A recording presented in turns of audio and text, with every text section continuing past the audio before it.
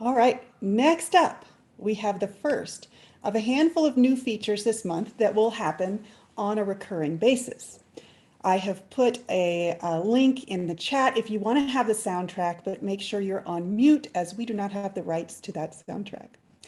The first segment to debut today is called What's Going On? Laura Forczyk will be joining us each month to headline the What's Going On series about current events in space. Ms. Forczyk is the owner of space consulting firm Astrolytical, specializing in space science, industry, and policy, and offering space career coaching services. She's a NASA subject matter expert for planetary science missions and is also the primary author of Astrolytical Explore Flybys and Orbits Analytics. Ms. Forczyk is also the author of the book Rise of the Space Age Millennials and is a frequent source for news publications, regional newspapers, and public radio. Laura, it's always an honor and an education to get to talk with you. So tell us, Laura, what's going on? Thanks so much for inviting me. It's a pleasure to be back. What's going on is a lot. There's a lot of space news. I'm not going to be able to get through it all in just the next half an hour. I apologize if I leave out your favorite story, your company, or project. I'll try to get through as much as possible, starting with rockets, because that seems to be everyone's favorite, and ending maybe on satellite servicing if there's time. And I'm so glad you already got a briefing on China, because I admit this is going to be US centric. That's my bias here. There's so much going on globally, but there's enough going on in the US here that we're going to have to pick and choose what we focus on in the next half an hour. And in honor of our next speaker after me, I want to start out by congratulating the FAA on the 400th licensed commercial space license. So the FAA licenses launches and landings in the United States, and their 400th was the Virgin Galactic launch out of New Mexico. And so imagine that number getting quite large as private spaceflight continues to grow. So congratulations, FAA. All right, so everyone's favorite topic is SpaceX, and that is going to be where we're going to start off here. And you might have noticed that there seems to be a Starlink launch every week, and that's because it's almost true. There were, in fact, 4 Starlink satellite launches off SpaceX Falcon 9 in the month of May. So that is the workhorse. The Falcon 9 is the workhorse of the U.S. launcher system, which if you go back a decade, I don't know if we would have predicted that, but we have to congratulate SpaceX for how far they've come. And not only are they launching their own satellites, they've launched nearly 2,000 Starlink satellites to orbit. In fact, I couldn't get a firm number. So maybe someone else who tracks these things more closely can tell me the exact number of Starlink satellites there are in their constellation at this point. But it's around 2,000, a little less than 2,000. In contrast, OneWeb, which is another company that's trying to do satellite constellation internet, they just launched as well on May 28th. Their another 36 satellites for a total of 218. And so compare that, it's almost an order of magnitude difference there. There are a couple of other companies that are trying to do satellite internet constellations as well. Project Kuiper out of Amazon is one. There's one out of China. There's just a number of these projects going on, but Starlink is not only the largest so far, it is far ahead of its competitors. It's not just launching its own satellites. Falcon 9 is also launching missions for NASA still. The CRS mission, that's a cargo resupply mission to the International Space Station, just launched. And in fact, it just docked to the International Space Station, bringing both supplies and science experiments, which in a previous job, that was my responsibility, was to help bring those science experiments and facilitate science to the International Space Station. So that's always very exciting when they get new science and also fresh fruit, right?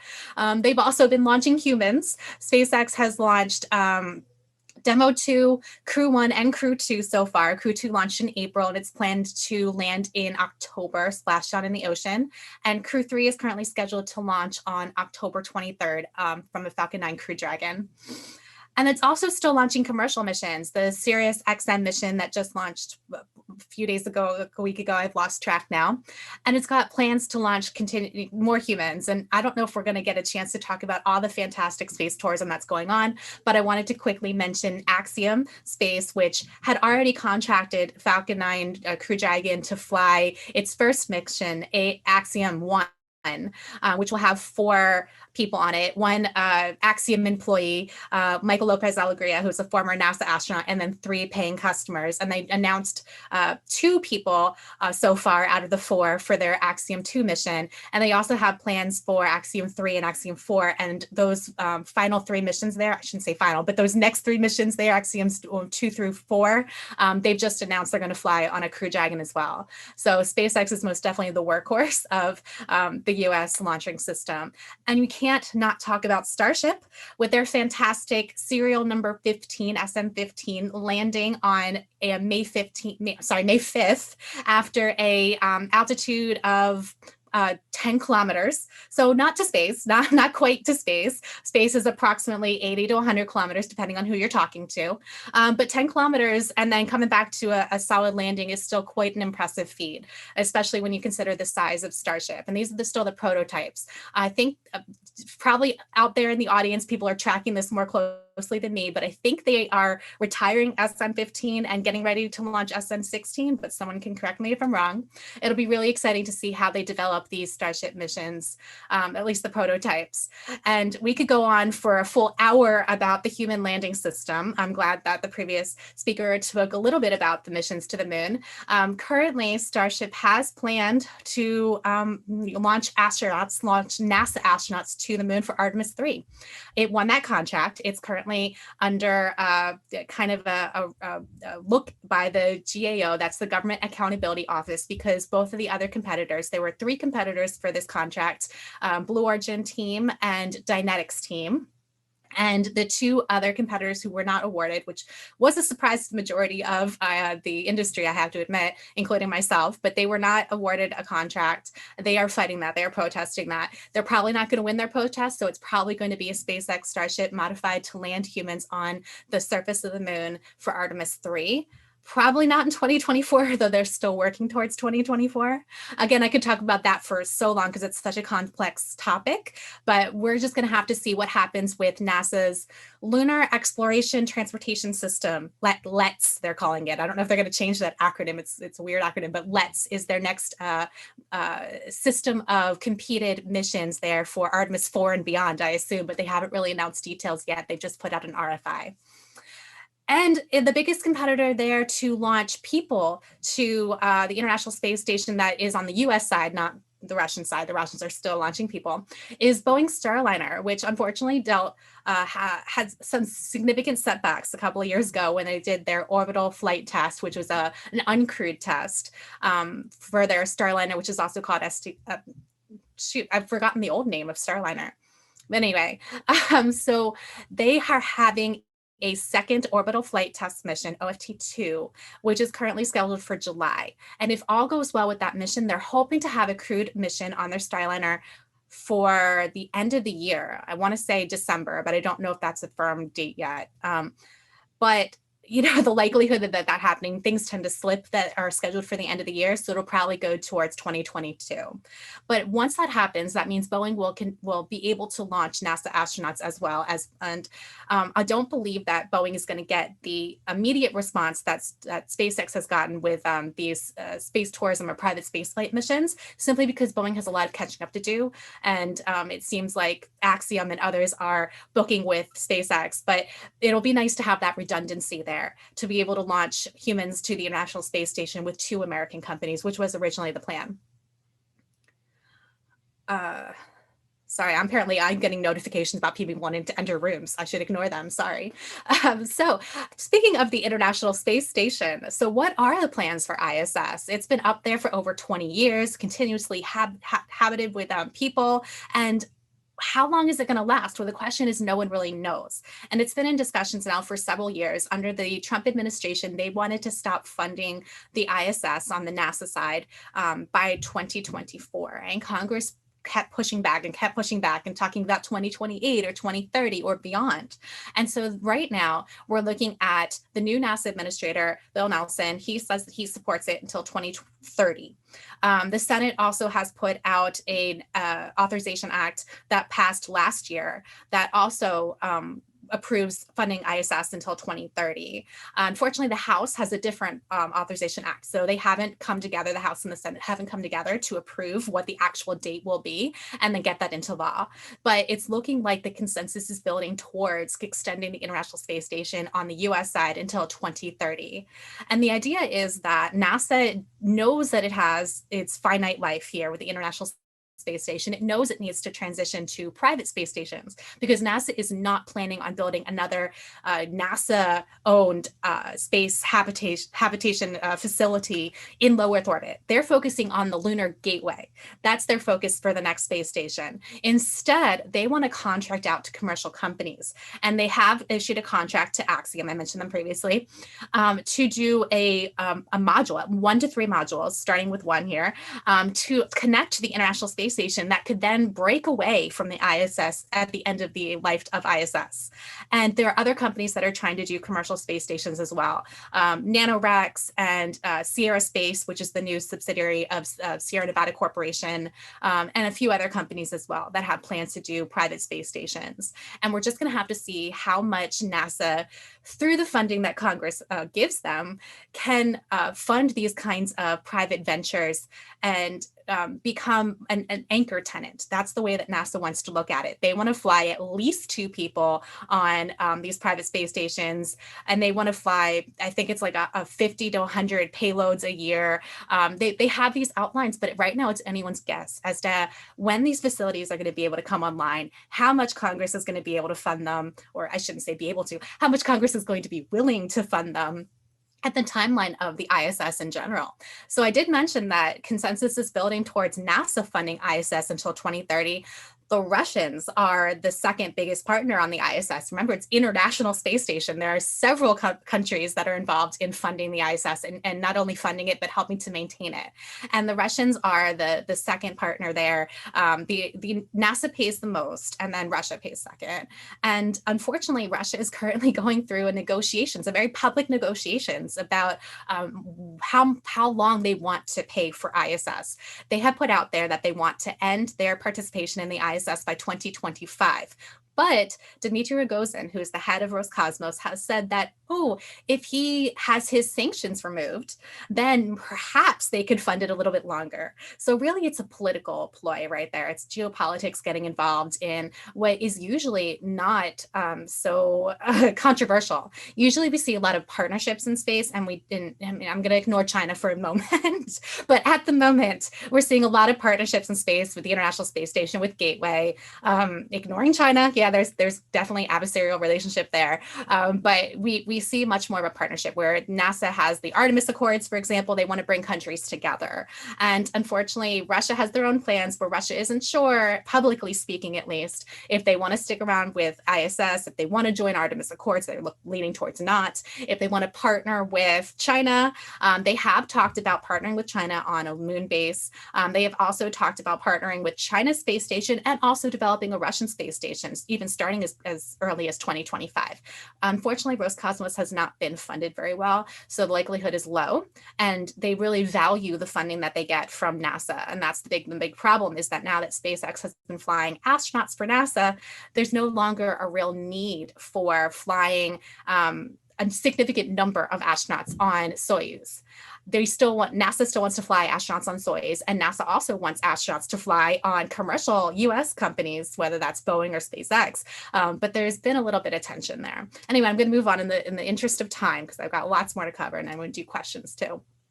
But that's a complex topic right there, is what happens if there is no more LEO destination in space other than maybe the Chinese space station, which is getting fantastic, sped up assembly right now. It's really exciting to see that come together. Anyway, we're just going to hope that ISS continues to be funded and that there will be private space stations coming on board pretty soon. Speaking of some failures here, unfortunately, Rocket Lab experienced their second Electron failure, their second one in about 11 months. This is is actually their third one altogether on May 15th. But Rocket Lab is one of those companies that's really resilient. They've already gotten approval from the FAA to return to flight as early as this month. We don't have a firm date yet on when they will return to flight, but last year, after their July 4th failure, it only delayed their next mission a few days from its original manifest date. So Rocket Lab seems to be really resilient. Whether or not customers in the future will consider them to be a safe, reliable means of launch is yet to be seen, but they are a really quick launcher. They launch small sats at the moment. They're currently building their rocket Neutron, which they're hoping to launch larger payloads. So we wish Rocket Lab all the best in their return to flight. The big news, I've actually gotten like 3 phone calls from reporters this morning about it, is New Shepard, which is Blue Origin's suborbital vehicle, will be flying its first crewed mission as early as July 20th. And that's a symbolic date. That was the date of the Apollo 11 lunar landing. And whether they stick with July 20th just remains to be seen. But in any case, the big news is that the Jeff Bezos, who's I think currently the second wealthiest man in the world, I'd have to go check, he is the founder of Blue Origin, and he's going to fly with himself and his brother on that first crewed New Shepard mission, which is a big signal that he believes it is safe. And they've got good reason to believe that it is safe, because New Shepard has flown ever since its first mission, which had a little bit of a hiccup. It has flown several successful missions. I want to say something like 15, I should go check, successful missions to suborbital space. And they've defined suborbit as a little over 100 kilometers, a little over the von Karman line. And so they've been flying payloads, especially NASA payloads, for a number of those missions. And now they feel safe enough where they can fly not just payloads, but also people themselves. We don't have a good sense of who's going to be flying. We only know Jeff Bezos and his brother, and the winner of an auction that is going on right now. It's an online auction at the moment to conclude with a publicly broadcast, at least, June 12th. That's in a few days. June 12th auction. Currently, the bidding is at 3.2 million as of yesterday. I haven't checked today. So I believe personally that it'll get over 5 million for that first flight for some very wealthy individual to pay to go on that first crewed mission on New Shepard. There are 6 seats on that mission. So that just is 3. We don't really know about the rest of the mission, the crew, and what they're going to be doing during their 11-minute flight. And so it'll be interesting to see how that goes. And especially since Blue Origin has been so slow to do what it wants to do. And so the fact that it is finally launching people is very exciting. And hopefully in the next year, I don't know if it'll be this year, but hopefully within the next year, we will see their orbital vehicle, New Glenn, come on board as well. And that will be a bit of a competition for SpaceX, as well as a competition for United Launch Alliance with their Vulcan, which should be coming aboard sometime in the next year or 2, probably more like 2. We'll just have to see how quickly these companies can prove themselves and then win contracts. And speaking of competition, Virgin Galactic, they've sort of been left in the dust here with this announcement by Blue Origin that they're ready to do commercial operational flights, because Virgin Galactic did have a successful flight on May 22nd of their VSS Unity out of New Mexico, their first flight out of New Mexico.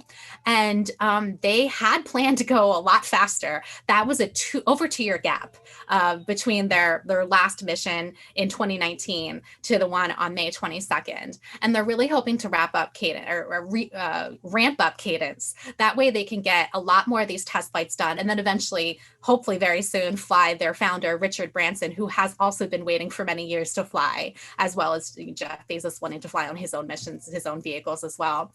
So Virgin Galactic also has plans to do suborbital spaceflight, and they want to do very quickly. They've also been flying missions with NASA on their flights.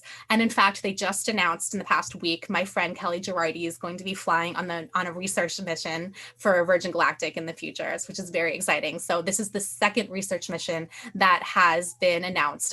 Last year, they announced that Alan Stern was the first NASA selected researcher to fly on a Virgin Galactic flight. So they have something like 600 people waiting in line to fly. And we're just going to see how quickly Virgin Galactic can get on board. We want them to fly, right? We want to have this success, because there's so many different reasons why you'd want to fly suborbital versus orbital. And in fact, it all sort of leads together with the parabolic flights and the sounding rockets to, sorry, I'm just going to pause. To then suborbital flight to then orbit, and then to cislunar space, and then the moon and Mars and beyond. It all rolls together. So really fast, I'm going to cover some satellite servicing missions. I cannot cover them all right now, but there's some really great things that are happening with Northrop Grumman right now is their mission extension vehicle, MEV-2. You might remember MEV-1 last year, in February last year, that had their very first mission where they attached to an Intelsat satellite, which was not quite in, I think it was below GeV. I'd have to go check, but they wanted to extend the mission lifetime. And now their MEV-2 is doing just that. It attached to another Intelsat satellite in GEO in April, and it's going to extend the mission. And they've got plans to do other mission extension missions as well, I think with Intelsat and with other companies. And that's really exciting for the fact that we need to do something about all of the satellites that are already up there, and not even talking about all the space debris at the moment, just all of the satellites, the ones that are still active, the ones that are dead, to be able to dock with a satellite that wasn't intentionally meant to dock with. So these are ones that had no plans to have somebody come up and grab it. It's really exciting to see this finally happening so we can do something about all the stuff that's in orbit right now. Speaking of, Astroscale is another company that wants to do something with all the stuff in orbit right now. Their end-of-life services demonstrator, ELSA-D, launched in March, and they have just announced plans with OneWeb to do their end-of-life services multi, ELSA-M, which will grab onto space, to the satellites in space and do satellite servicing with that as well. And so that's really exciting to see that come into fruition, because space debris and satellites end of life is going to be such a reoccurring problem. I started out this conversation talking about the 2000 Starlink satellites and the other constellations that have plans, and that doesn't even count all the other stuff that we've just put up there, like rocket boosters and the debris from intentional and unintentional collisions. But I have gone on and on and on. I want to leave time for questions, so I apologize if I didn't get to your favorite topic. You can ask me about it right now. Thank you so much, Laura. That was really fun. We had a question. We're going to just jump backwards a little bit to your segment on the ISS. There was a question about whether the US could sort of buy out Russia if they back out, or does that become a major issue in the viability of the ISS through our goal dates? It's an excellent question. And I've been asking this question and nobody has an answer. We just don't know. There's no official word from NASA. I've talked to engineers, and engineers have given me different answers depending on who I talk to, whether or not we need to buy out Russia, whether or not we can operate the International Space Station without Russia. So Russia does own and operate certain components on the space station that are vital. And NASA actually owns one of the Russian modules, but can they buy the other one? I don't know. It remains to be seen. And right now, I wouldn't count on Russia leaving the ISS anytime soon, because I do believe this is a negotiating ploy. But it is good to have these backup plans in case Russia does decide they want to end their participation in ISS before NASA is ready to.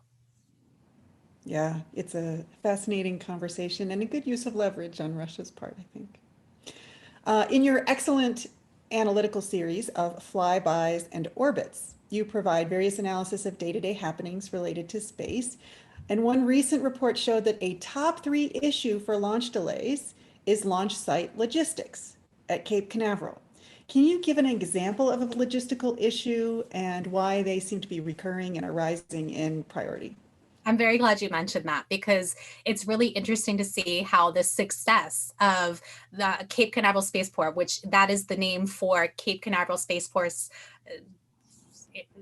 Station, whatever they're calling it now, and a Kennedy Space Center. It's combined as Cape Canaveral Spaceport, and their success, which is fantastic to see, because I lived there when the space shuttle program retired, and I remember the depression of that area.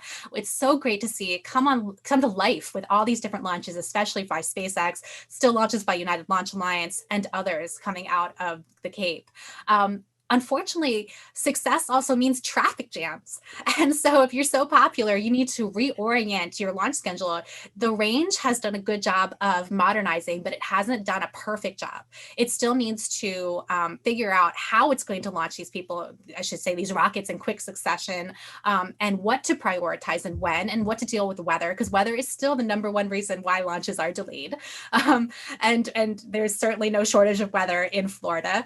And so looking at how to maneuver these launches that want to happen, especially if Starlink is launching almost weekly now, and it's just really exciting to see the success, but also curious to see how the Cape is going to respond to that success and how they're going to continue to balance the needs of multiple users. That's one thing they've said they wanted to do for years now, is to do a multi-user spaceport. Well, they've got it. They won. Now they have to, figure out how they're going to respond to that. And this is also a warning for other spaceports or space launch locations, because Wallops in Virginia also has plans to extend with, for example, a Rocket Lab now wants to launch out of there, in addition to Northrop Grumman, Antares, and others, smaller rockets. And they might see some traffic jams happening at Wallops. Some of the other sites in the States are less popular, but it's interesting to see the popular ones and how we're going to have to just figure out the launch logistics there. Great, thank you. Inara asks a question: linking NFTs with satellites seems to be a great way to get the public at large involved with space, because most people can't buy a satellite, but they can buy 1,000th of one and benefit directly from the satellite's services. Do you think the growing link between space and crypto will endure and grow, or is this a fleeting fad? So my experience with NFTs and crypto and all of that is minimal.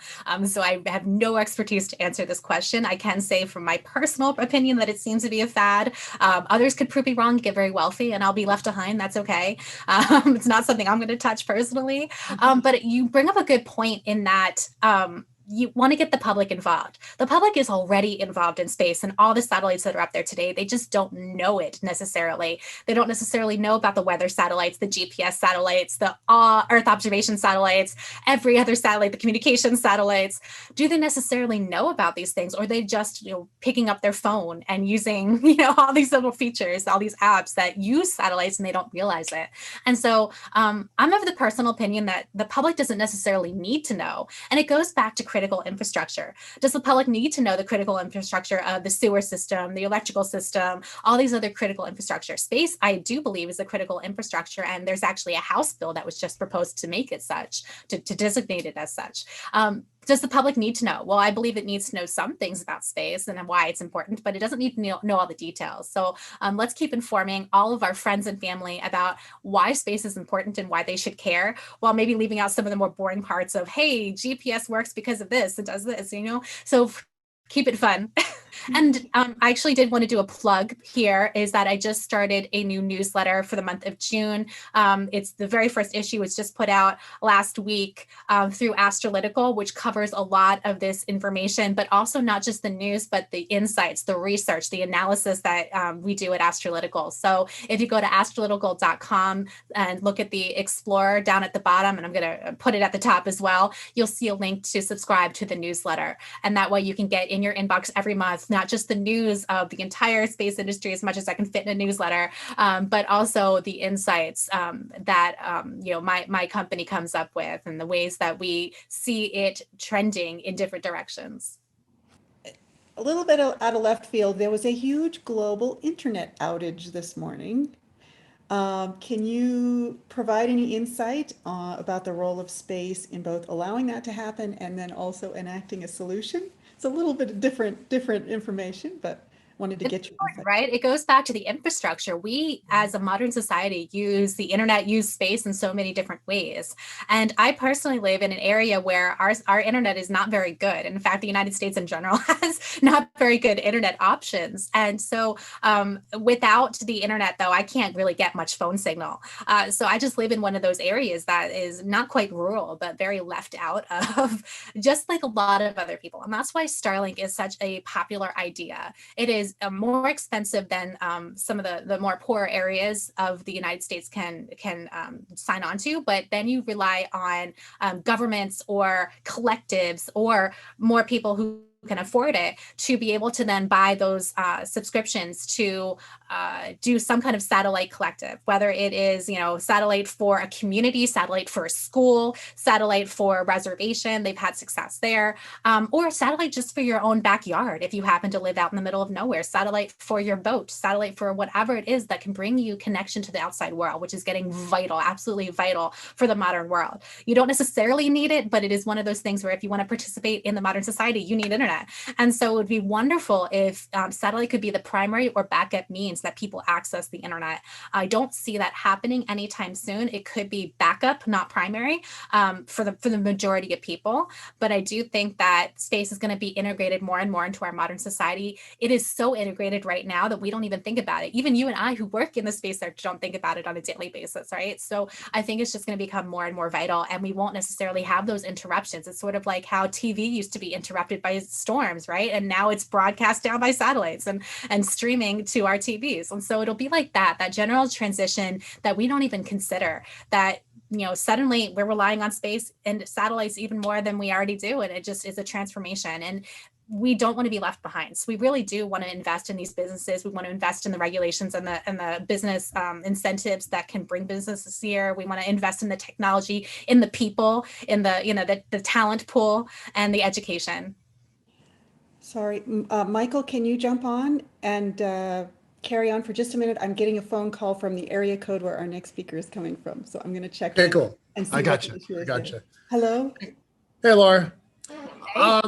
You know, you talked a little bit about what Bezos is doing, and you talk about how they're slow. Do you want to kind of do a compare contrast? They've got that that motto, and pardon my Latin, graditum ferocitor. Uh, you know, can you talk about why they are doing what they're doing, how they are doing what they're doing? Everybody tries to compare them to SpaceX. I've never really thought that was a good comparison, but I'm curious to know what you're thinking. Right. So you have to go back to Jeff Bezos's childhood, where he was inspired by Gerard K. O'Neill. And if you haven't seen the new documentary, The High Frontier, I highly recommend it. It was great. And so he has that same vision as Gerard K. O'Neill, that he wants to create millions of people living and working in space, these cities in space. And so in order to do that, he needs to support the infrastructure. He needs to get the rockets built. He wants to, at least in the future, do the outposts or the space stations. And so how slow they go is not really something I totally understand, but I appreciate the fact that they're still going, that Jeff Bezos is putting in his own money, that it's been over 20 years now that they've been in operations. It's slow, right? So I think it's a good reminder not to compare them to SpaceX, because SpaceX has different motivations and different incentives and different stakeholders, where Blue Origin has different kinds of motivators and not the same stakeholders. They just really have to please Jeff Bezos. Sure, they have contracts with the government and they want to continue to get contracts with the government. And I neglected to mention the fact that the DoD wants to, purchase flights from SpaceX Starship and other things like Blue Origin's New Glenn, and there's so many different stakeholders that are involved here, and the rockets that Blue Origin is selling to ULA. So they do have those kinds of things, but they also have a bigger picture, a larger plan, where I think they're being very deliberate. I don't know why they're being so slow, but I know that they're doing it on purpose. I'm hopeful, just like everyone else is hopeful, that now that Jeff Bezos is not running Amazon day in and day out, that he will focus more on Blue Origin. And now that he's going to be flying himself on New Shepard, he will have that incentive then to speed up New Shepard cadence to get not just himself and his brother, but also the next flight, and then the next flight, and then the next flight. So you're not seeing such gaps there. And then hopefully New Glenn will come on board, and then hopefully all the other rockets and plans that they have planned. So it's just a different model, a different business model. And I can't pretend to be in the head of Jeff Bezos, but I'm glad that he exists. I'm glad Elon Musk exists to fund these things. So I agree with so much of that. It's we're in their backyard, right? I live about 30 miles from Blue, and it's fascinating to kind of see that evolution. It does make me scratch my head. I am curious about some of their reasons for why they do it. But you also said something kind of locally would be considered fighting words.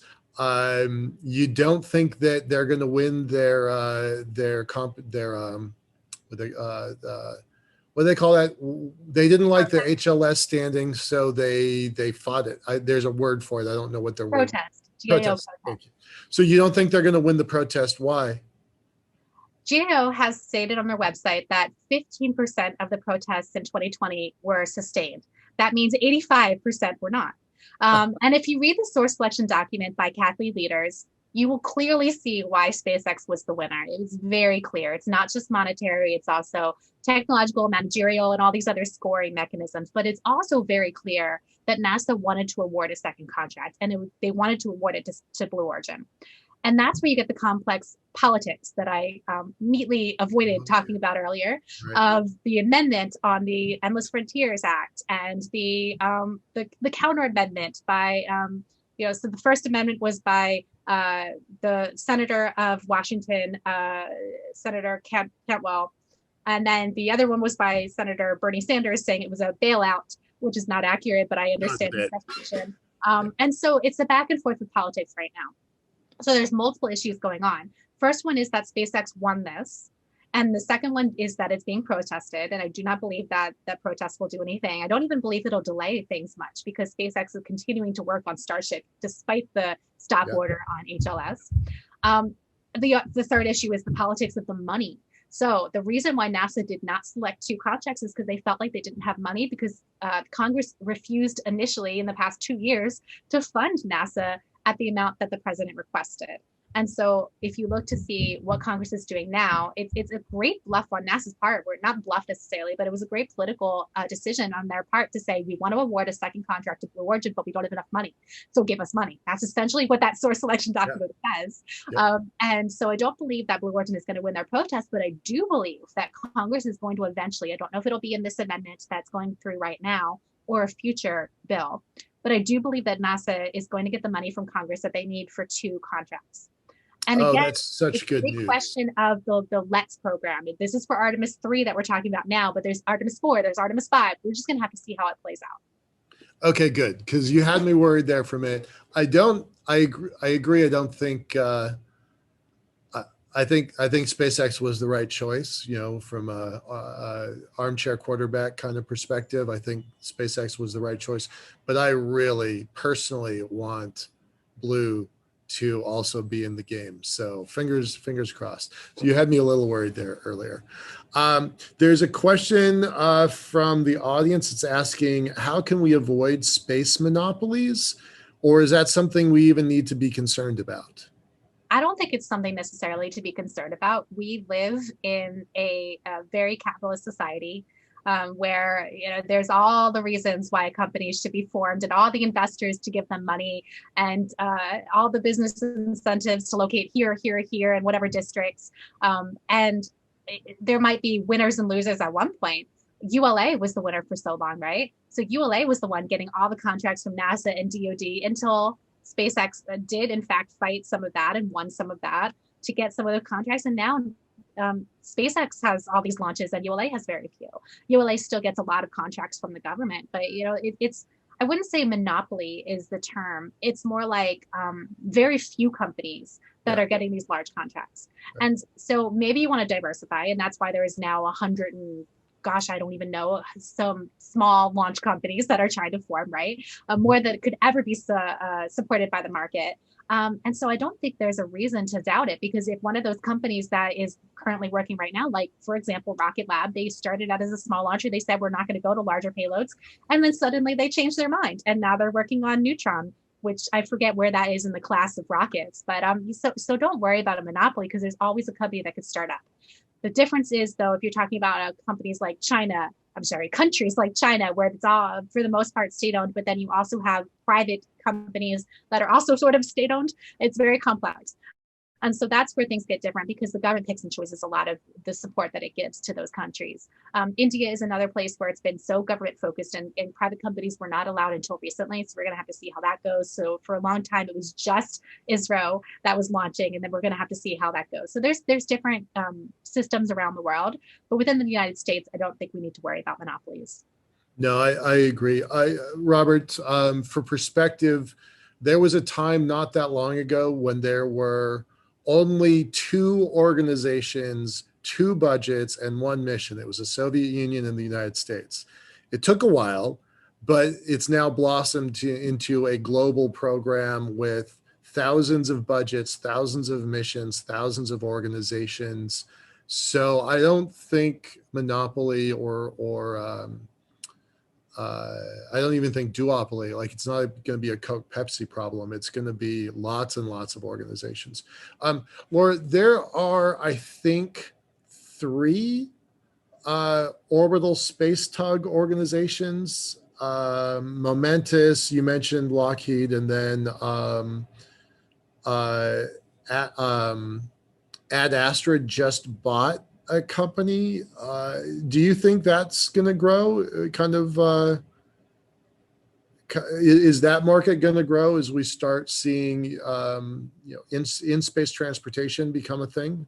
Yeah, there's more than 3 companies doing space tugs, and I think it's great. I love the satellite servicing sector because it's so much in demand. It's going to be even more in demand as more and more satellites get up there, and we realize how much we polluted the environment. And I'm not necessarily talking about pollution in terms of like, just the satellites we launched. I'm talking about all the debris and all the dead satellites that we launched, and all of the things that just ignore that 25-year guideline and just stay up there forever.